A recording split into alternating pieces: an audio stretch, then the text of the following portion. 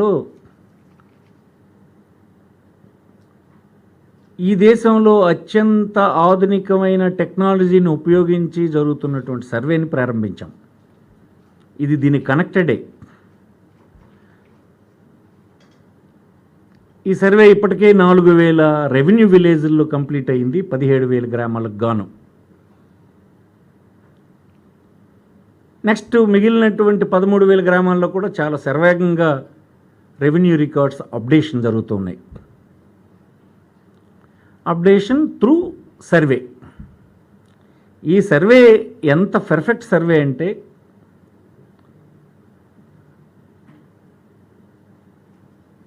ఈ దేశంలో ప్రపంచంలో అందుబాటులో ఉన్నటువంటి అత్యాధునికమైన టెక్నాలజీని దీనికి ఉపయోగిస్తున్నాం.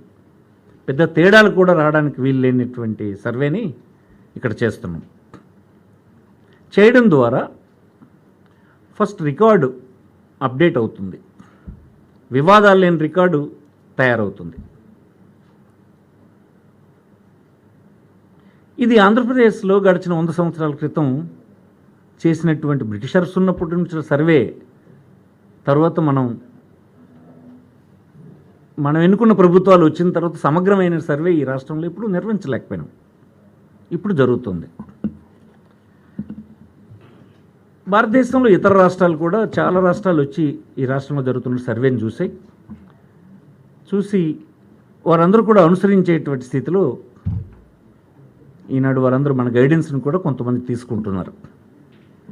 మనం ఉపయోగించిన టెక్నాలజీ కానీ మనం అనుసరించిన పద్ధతిని కానీ వాళ్ళు ఉపయోగించుకుంటున్నారు.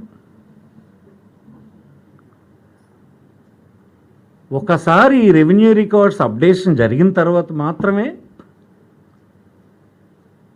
ఈ చట్టాన్ని అమలు చేయడానికి ప్రారంభిస్తాం. ఇప్పుడు చాలామంది చట్టం అమలైపోతుంది, చట్టం తెచ్చేశారని అంటున్నారు రాష్ట్రంలో. నో, ఈ చట్టం ఇప్పుడు అమలు కావడం లేదు.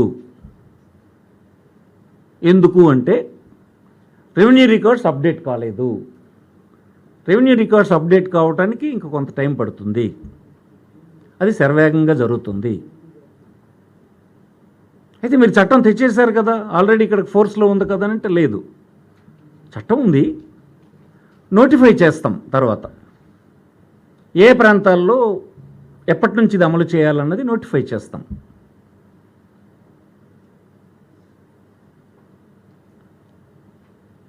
అది ఇప్పుడు ఈ 6-7 మాసాల్లో అయ్యేటువంటి పనేమి కాదు.